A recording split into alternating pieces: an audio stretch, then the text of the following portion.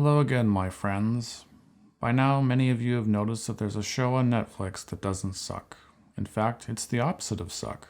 And it doesn't suck on many levels that are usually dominated by suck. It's a Western live-action adaptation of a manga series that doesn't suck. It's a show with a diverse cast that doesn't suck. It's a fantasy action-adventure that doesn't suck. It's on Netflix, and it doesn't suck. I could go on, but let's keep this short and get right to the point. What is the one quality that supports all this absence of suck? This show takes itself seriously.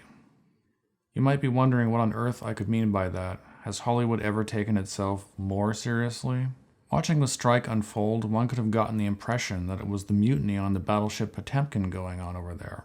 But one would know better because everyone knows that Hollywood is a circus, and the writers, actors, and producers are just a bunch of clowns that deserve each other. The way these people take themselves and their so-called work seriously is not the way that One Piece takes itself seriously. No. This show doesn't think that it's an important event unfolding on the right side of world history. It doesn't push an agenda with some ham-fisted allegory that doesn't belong in the story. It doesn't have some socioeconomic axe to grind at every opportunity. It doesn't demand attention as an ambassador of some cause that you'd better darn well be an ally of, or else. It doesn't deconstruct and humiliate its own legacy characters to make some perverse example of them like it's a courtroom drama, a show trial for a demented cultural revolution. It doesn't distort or erase its own canon in order to clear a path for an unwanted reimagining by inferior imaginations. It doesn't demonize half the population while insulting the other half with low-effort pandering. It doesn't repackage a bunch of stereotypes, call this package inclusion, and then call us prejudiced if we don't want it. And it doesn't tell us that we're bad people if we're not entertained. There's no tiresome, ironic humor. There's no distracting meta-whatever. There's no breaking of the fourth wall with a snarky wink and a rude nudge. One Piece doesn't need any of that because it believes in itself. It has confidence in itself, and it's totally sincere.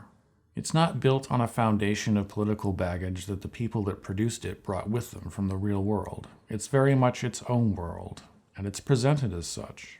And this world is crazy. These characters are crazy. The things that these characters do are crazy. So that's where it goes. But for the audience, it's all perfectly sane.